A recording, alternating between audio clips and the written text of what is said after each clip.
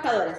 Junto con saludarles, en esta oportunidad el Departamento de Prevención de Riesgo de Lipigar Los Vilos les dará a conocer las nociones básicas de prevención y control de incendios. Los riesgos de incendio están presentes prácticamente en todos nuestros lugares de trabajo debido a cada proceso industrial de la empresa, con la energía que se utilizan, las herramientas y la maquinaria. También está presente en nuestro hogar, representado por ejemplo por las estufas y por las cocinas. Sin embargo, es preciso señalar que ante un siniestro de incendio, los daños materiales en general son importantes. Ahora bien, los daños al trabajador, tanto física o la muerte, son incalculables. Los incendios obedecen a diferentes causas, las que se pueden prevenir adoptando medidas de prevención de riesgo con el objeto de proteger tanto al trabajador como los bienes materiales de la empresa. ¿Qué se entiende por fuego? Esta es una combinación química en la que se mezcla un material combustible, el oxígeno y el calor. En este proceso se cumplen bajo ciertas características, es que el material combustible esté en estado de vapor o gas. El otro proceso es cuando el gas y vapor se conecta con el aire y llega a una temperatura adecuada para que pueda inflamarse. En el otro caso tenemos que los mismos vapores o gases se mezclen con alguna temperatura o calor y que haya inflamación. Al cumplirse las condiciones señaladas anteriormente, se forma lo que es llamado triángulo del fuego. En la imagen que tienen presente está la teoría del triángulo del fuego, donde pueden ver que el combustible está asociado con aquellos materiales como madera, gases, diario, etc. Por otro lado tenemos el calor, que puede ser el fuego o un cigarrillo o una cocina. Y tenemos el oxígeno que está en el aire. El calor se transmite desde los cuerpos más calientes a los más fríos de distintas formas. Tenemos la conducción, que es el contacto directo con los cuerpos. También tenemos la convección, que es cuando los vapores y los gases se elevan por diferentes temperaturas o densidad, y tenemos la radiación, que se transmite a través de ondas y va a depender de la fuente de calor y no es necesario que tengamos un contacto directo con la fuente. Si bien es cierto, los incendios se pueden transmitir las tres formas de calor y eso produce que sea aún más difícil controlarlos. Los elementos del triángulo del fuego, como lo vimos anteriormente, esto tiene tres características. Uno es el material combustible, que son materiales fáciles de arder, como por ejemplo la madera, el papel y en nuestro caso sería el gas. Está el calor también, que esto necesita una temperatura suficiente para que se genere la combustión. Y el oxígeno, que es principal y además lo tenemos en nuestro aire, de hecho está a un 21% presente. Las causas del incendio se presentan a través de diferentes orígenes. Puede ser origen electrónico, por fricción, por desorden en el lugar de trabajo, por corte de soldadura y chispa de combustión. La prevención de incendio consiste en un conjunto de medidas para evitar que se inicie el fuego. Siempre es bueno prevenirlo antes que lamentar.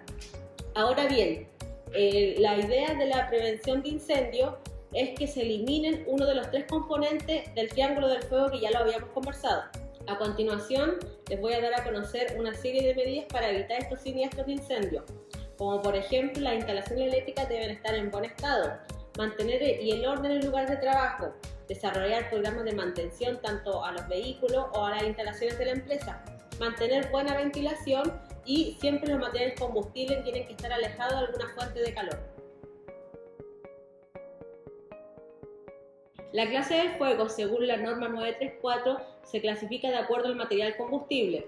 La letra A está definida por combustibles ordinarios, tales como papeles, caucho y diversos plásticos. Esta está representada por la letra A, color blanco, y su fondo es verde. Los de clase B son fuegos de materiales combustibles, como por ejemplo el gas inflamable, pinturas, benzina, etc.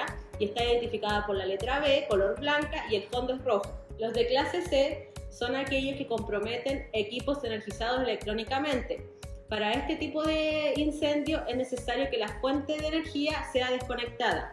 Una vez de eso, el fuego pasa a ser de clase A o clase B.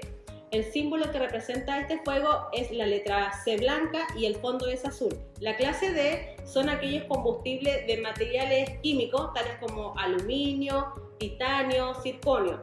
Esto está representado por la letra D, y una estrella de color amarilla. El control de incendio consiste en un conjunto de medidas las que ayudan a disminuir los efectos del fuego que se haya iniciado. Para este caso, el mejor método de extinción es realizar la ruptura del triángulo del fuego, como por ejemplo extinguir por enfriamiento. Esto es disminuir la temperatura del material, como por ejemplo extinguir un fuego de madera con agua. Tenemos la extinción por sofocación. Esto es disminuir o eliminar completamente la fuente de aire que se encuentra alrededor del material. Un ejemplo de extinción por sofocación puede ser colocar una tapa de una olla sobre un aceite inflamable. Por otro lado, tenemos la eliminación del combustible, que consiste en eliminar el combustible segregándolo del proceso de la combustión. En este caso tenemos como por ejemplo desconectar el regulador de un balón de gas.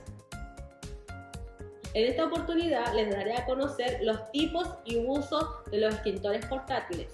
Tenemos los extintores de agua que sirven exclusivamente para apagar aquellos fuegos clase A. Luego tenemos los extintores de espuma que sirven para los fuegos de clase A y B. Tenemos los extintores de dióxido de carbono que sirven para los fuegos de clase B y C. Los extintores de polvo químico seco se dividen en dos, en extintores multipropósitos A, B y C y los extintores ordinarios B y C. Como su nombre lo dice, el extintor multipropósito sirve para los fuegos clase A, B y C y los ordinarios solamente para clase B y C. Los extintores de halón 1211 sirven para los fuegos clase A, B y C, pero en la actualidad no se utilizan generalmente. Lo hablado anteriormente nos sirve a nosotros como trabajadores para mantener un control y una prevención de incendios en caso que exista. Recuerden que solamente son nociones básicas que debemos aprender para el caso de cualquier emergencia. Espero que tengan una buena jornada, que apliquen lo aprendido el día de hoy. Hasta luego.